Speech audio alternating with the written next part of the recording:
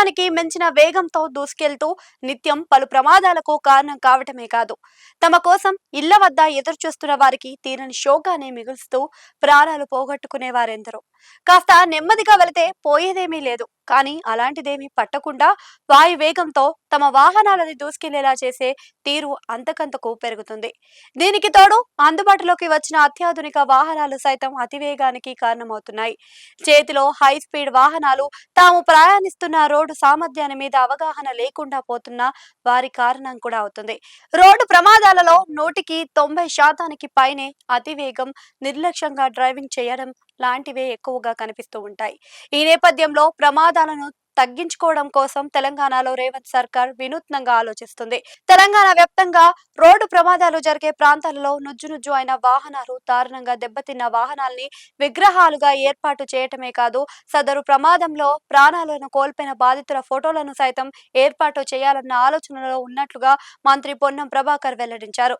ప్రమాదాలు జరిగిన చోట రోడ్డు ప్రమాదం ఫోటోలు, అందులోని ప్రాణాలు కోల్పోయిన వారి ఫోటోలను పెద్ద ఎత్తున పెట్టడం ద్వారా వాహనాలని అతివేగంలో నడిపించేవారు తమ వాహన వేగాన్ని తగ్గిస్తారని అభిప్రాయపడ్డారు.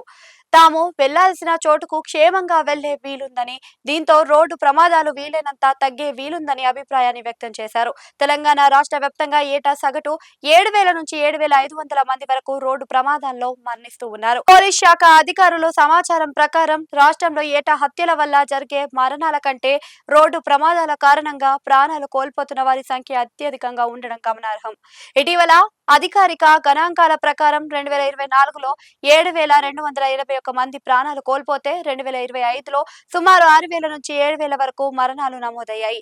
రోడ్డు ప్రమాదాలు కారణంగా వేల సంఖ్యలో ప్రాణాలను కోల్పోతున్న వైనం ఆందోళనకు గురి చేయటమే కాదు, ఒకరి ప్రాణాలు కోల్పోతే 4-5 కుటుంబాలు దారుణంగా ప్రభావితం అవుతాయి. ఇదంతా చూస్తే అతివేగంతోనో నిర్లక్ష్యంతోనో వాహనాలను నడిపేవారు తమ తీరును మార్చుకుంటే ఎంతో మంది తమ విలువైన ప్రాణాలను కాపాడుకునే వీలుందని మర్చిపోకూడదు.